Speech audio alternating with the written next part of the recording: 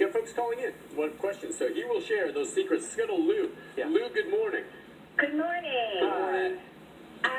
Well, my problem is perfume, aftershave lotion that are strong, potpourri, air fresheners.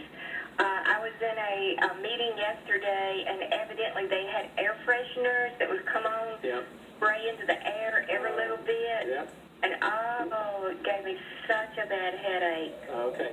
Okay, and it's nasal symptoms and not cough and not feeling short of breath that you get? Nasal. Yeah, nasal symptoms, yeah.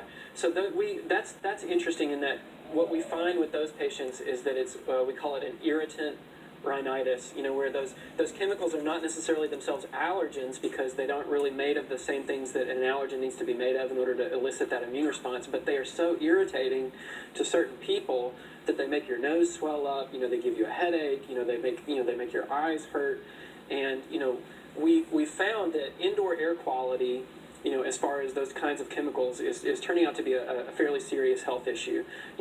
Recent reports showed that for people who work in the custodial industry, that one of the main leading causes of occupational lung disease is the fact that they're using the cleaning chemicals all the time. So those cleaning chemicals, we know that those kinds of chemicals and those sort of fragrances, that they're just not, they're not good for everybody. We don't know who, can't always predict, who it's going to give a problem to.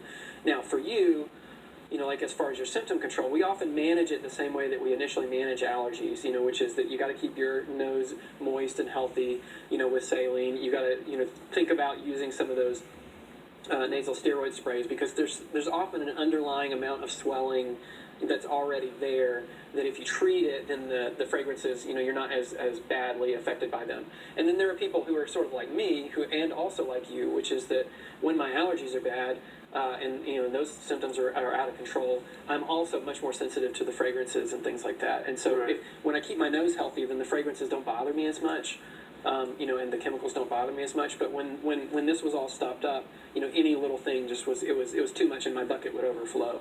So you're just going to try to stay away from it all, huh? Right. Also, cigarette smoke. Oh, yeah. Walking down the aisle with all the cleaning supplies at grocery stores. Right. It hurts. Yep, I hear you. And there's definitely a lot of people who are just, just more sensitive to the chemicals and more sensitive to those particles. We think of it as being partly that the lining of your nose might already be inflamed or damaged. And so, getting under some kind of regular treatment, that you can tolerate. In particular, I think, at a minimum, sort of the washing your nose with saline is probably a good way to start. At least she knows what bothers her. That's right. Because it's hard for her to avoid it because it's everywhere. That's right. Yeah, we're sort of stuck with the fact that we are kind of over-chemicalized as a society.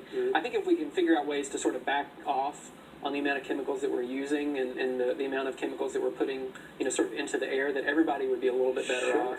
Does it help at all? I don't know if this would help for her, but again, like when you're going to go out and mow the lawn, what do you think of masks? Every once in a while, you'll still see people wearing these surgical masks. I've done that. I've actually wrapped a bandana around my head, over my nose and mouth when I mow the lawn sometimes, especially in the spring. I don't know. I guess when you cut it, that can kick up the dust and everything, and it seemed to help a bit, right? Yeah, it's the same principle as we talked about washing your nose with salt water to get rid of the things that kind of get in your nose. The idea of putting a filter over your nose, it makes us feel a little goofy. Does it keep anything out? Really? It does. Yeah. It really, what it keeps out is the large particles, but the large particles aren't always the ones that are causing the symptoms.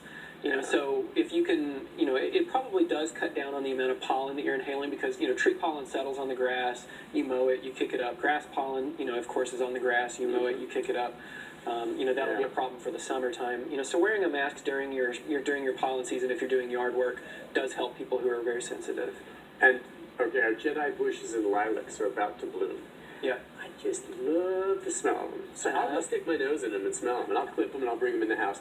And I really don't care. I mean, I guess you can have an allergic reaction to that kind of pollen too, I suppose, from a lilac, or no. Because I don't care, and I don't think I've had a bad reaction to it, but I just love the smell of those plants. Nick, I think you're okay, and I think for the reason being that my recollection is that a lilac is a bee-pollinated plant.